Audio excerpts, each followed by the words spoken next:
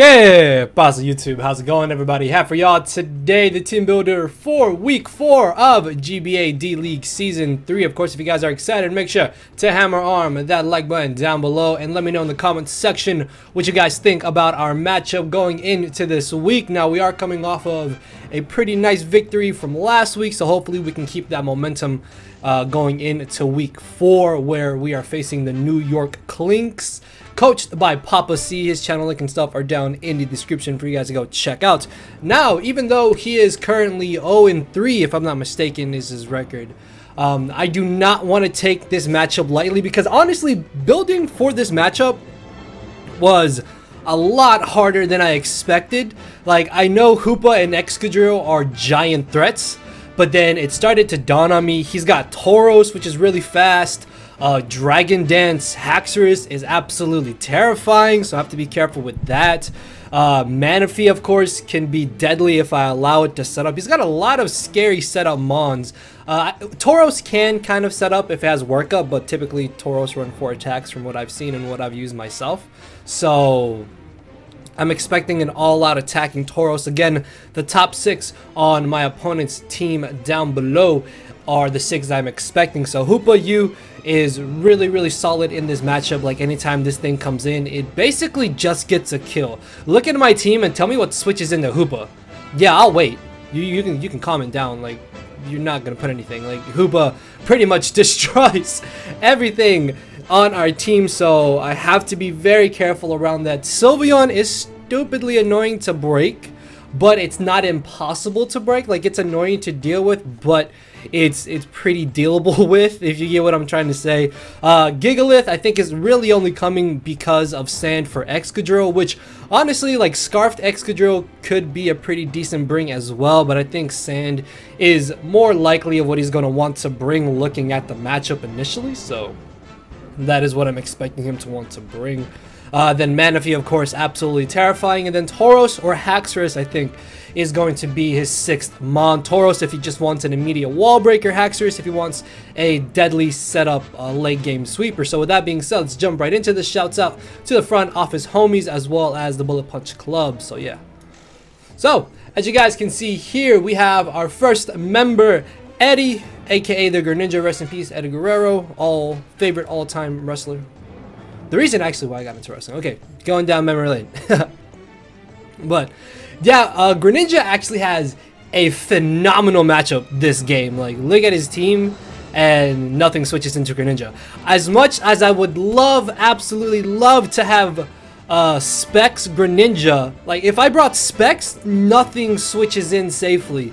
Like, unless he has Spadef, Bulky, Sylveon, that's the only thing that switches into Specs Greninja. But the downside to Specs Greninja is that if I'm locked into Hydro Pump and I'm locked into Water Shuriken, oh hey, here comes Haxorus or here comes Manaphy to set up and then sweep me. So yeah, really don't want that scenario to happen. So Splash Plate I thought was the next best thing. Life Orb honestly might have not been that bad, but typically, anytime I see Hoopa coming in, I'm always going to bring in Greninja to U-turn against it.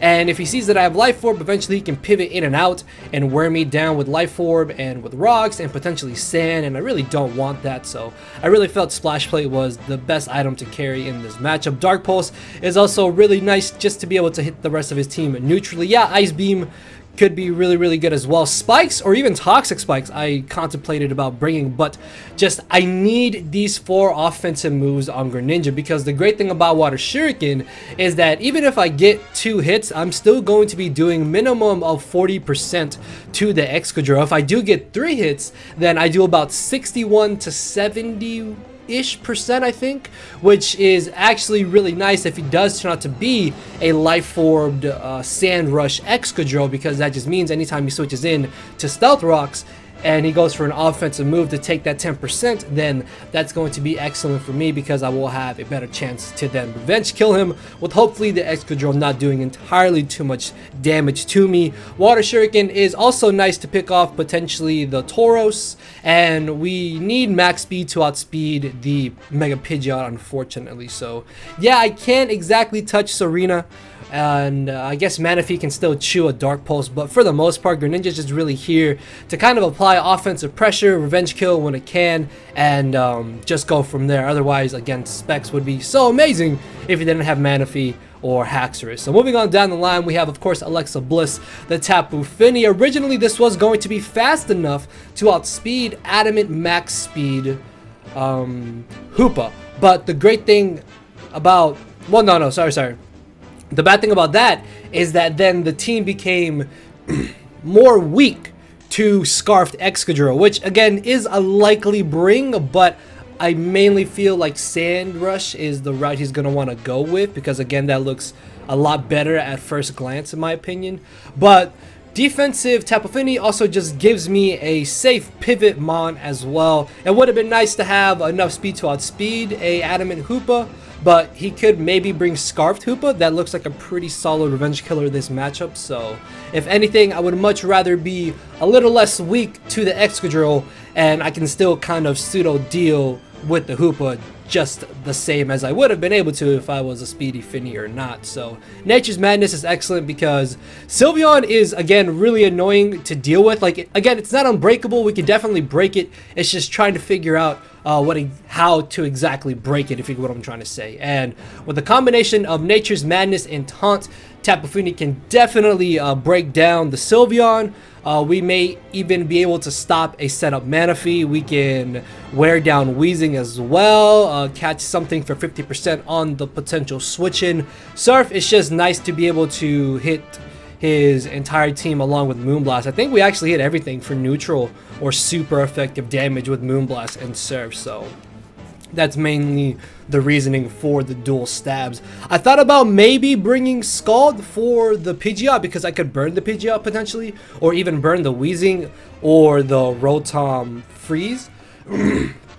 But again, the bottom 5 are like the least 5 I'm expecting, so if he doesn't have them, or if he only has one of the 3, it's not really going to be as useful. And then when Hydro Pump, yeah, I get the extra power, but I don't want to miss. I think we're running a bit of speed in case he wants to speed creep a non-speed EV'd Tapu Fini, I think. Or I think we outspeed Sylveon, which may be... No, I don't know. I know the speed EV is for something, and then the Spadef EVs are just there because they're filler, because there's no real reason to run max defense on this Fini set. We still take pretty much the same amount of damage with this EV spread. So moving on down the line, we have, of course, Zizaro, the Mega Aerodactyl, which unfortunately did fail us in P4G last week, but he did win us the game for week 2 of the GBA D League. So hopefully Aerodactyl can continue putting in nothing but work. And I know this set seems a little bit odd. I have Stone Edge, Aqua Tail, and 2 support moves in Tailwind and Defog. There's logic behind this, I promise you. So first off, I couldn't get rid of any move on Tapu Fini, because if I got rid of potentially one of my dual stabs, I was walled by something that could potentially set up on me. Nature's Madness I felt was way too good to give up, because if I lose that, then it's going to be harder for me to break Sylveon. And then Taunt, it's just really good to stop setup and again break the Sylveon. But the good thing about Aerodactyl is that it outspeeds everything. Literally everything outside of Excadrill in the sand, and he doesn't have any priority, I'm pretty sure. Yeah, none of his team has any priority either, so that's something that we can definitely take advantage of. Also, if I'm not mistaken, I think max speed Jolly Aerodactyl might actually outspeed Hoopa, now that I'm thinking about it. Yeah, because I'm pretty sure Hoopa is base 80. And Aerodactyl outspeeds base 80 Scarfer. So okay, maybe there's a chance he won't bring Scarf Hoopa. But either way though, Hoopa's just terrifying to deal with, regardless. Stone Edge though, I think does about 80-ish% to Hoopa, if I'm not mistaken. So if I can get at least 2 Stealth Rock switch-ins on Hoopa, that's going to be really nice. Like, Hoopa is mainly only an issue because I need to find some way to get off initial chip damage at the cost of one of my Pokemon. That's how I see it, because Hoopa is basically guaranteed to live any one hit except for U-turn for my Greninja. So if I can at least get off about 30-40ish% on Hoopa, then from there on out it's not going to be an issue. But again, it could easily just knock out whatever I use to try and weaken it, and then we'll be down a Pokemon. So that's kind of my main issue with Hoopa going into this game, and that's why the Stone Edge damage was significant. Aqua Tail also does really good damage. Defog is just really nice in case he wants to bring T-Spikes with the Weezing. I highly doubt it though. Weezing doesn't really have the best matchup in this game, but I can definitely see it potentially coming. I would much rather see Weezing instead of like Manaphy or something, but if he brings like Scarfed, Mold Breaker, Excadrill, he could potentially have Weezing over the Gigalith, so I could definitely see that coming. But Stone Edge and Aqua Tail, I think, do hit everything for neutral or super effective damage. I think at one point I did have Aerial Ace on the set, but having Defog, I think, is a little bit more beneficial to us because, again, we can get rid of hazards and potentially screens if he does want to bring them. Then Tailwind. Tailwind is actually a really cool tech move. My thought is that if he brings in Haxorus against this, and he potentially knows all of my moves, he'll probably either bank on me missing or knowing that he can live a Stone Edge. So what I can do from there is Tailwind on the turn that he goes for the Dragon Dance. So then I'm at +2 speed, and then I still outspeed him. Or if he's got Z Rain Dance Manaphy, which I think is the most common variant of Manaphy he has run, then I can go for the Tailwind on his Z Rain Dance if I can't knock him out with the Stone Edge, or if I don't have a way to safely revenge kill him with something. And then I can have the Tailwind for the double speed against his +1 speed Mons, and then revenge kill them. Also, Tailwind is really nice because depending on the speed that he's running on his Excadrill, then my Pokemon can still outspeed him in the sand potentially, which is going to be really nice. Like Greninja in sand outspeeds Excadrill. Actually, yeah, that's another reason, because if he's got Gigalith left, if he's got Gigalith left with Excadrill, I can get a Tailwind, sacking off Aerodactyl, and then taking advantage of the final 2 turns of the Tailwind to then win the game, hopefully. So yeah, I felt like Tailwind and Defog were really, really good brings to this matchup because they still proved to be very useful. So moving on to the next Mon, we of course have Big Black Kyurem-Black, the monster among Mons himself.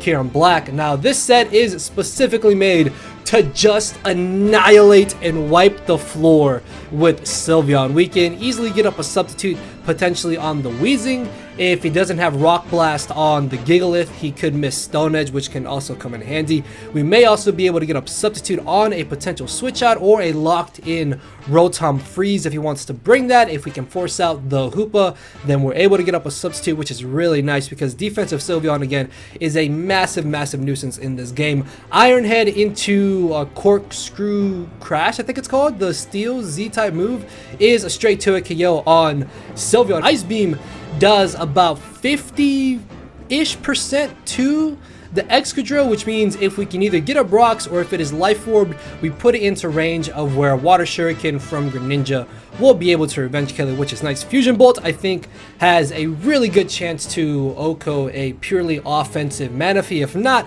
then we should be able to 2 KO it if he is physically defensive, and then just go from there.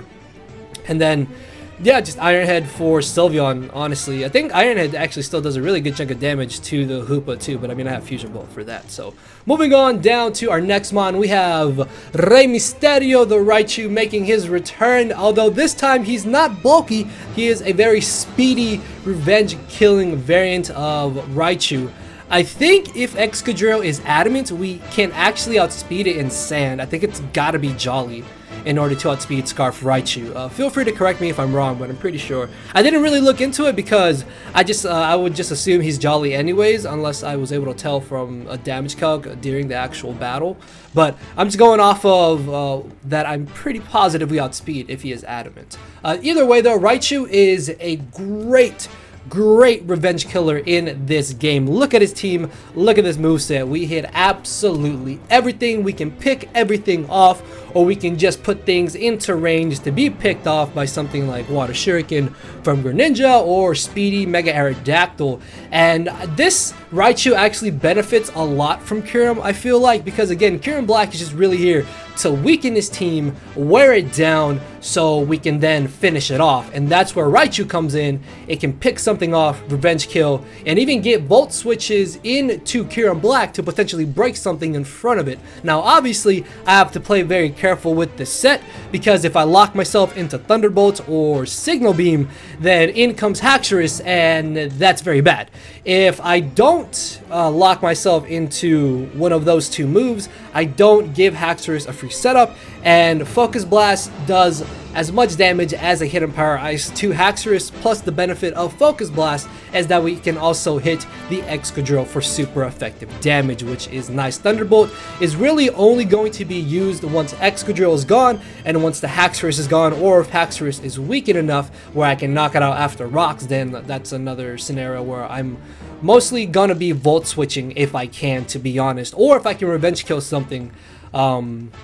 Well, no, yeah, because I need to keep up momentum if he does have Haxorus, because I can't let that just really come in and set up. So yeah, Raichu is just really here to be that extra little bit of force to hopefully pick up those little final KOs depending on how things go, or else it'll just be sacked off, and that could be really bad. So yeah, moving on to the final Pokemon, we have Bronzong here, which is actually not Colbur Berry. That's honestly, I did originally have Colbur Berry on this, but my boy Uzi Gunner suggested that I should put Rocky Helmet on this, because at this point you've seen the entire team. Again, Excadrill, absolutely terrifying. And Excadrill even gets access to Shadow Claw, which means if he's got Shadow Claw on Excadrill, this Bronzong is not a switch-in. But what this Bronzong can do is get off that chip damage on Excadrill that I need to get off, so I can put it in range of where I can revenge kill him. And if he's Life Orbed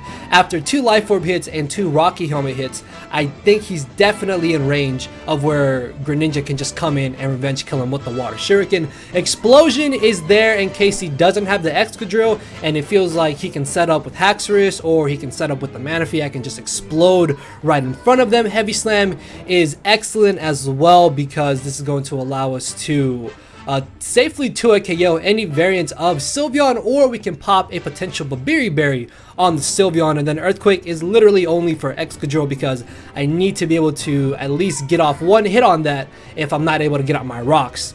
Now this also can kind of help me pseudo deal with Tauros, which Tauros is kind of a issue, but I mean, we do have the Greninja, we do have the Aerodactyl, and then we also have the Raichu. So we have 3 mons that can outspeed it, and then if Kyurem is behind the sub, then we can probably knock it out and just go from there.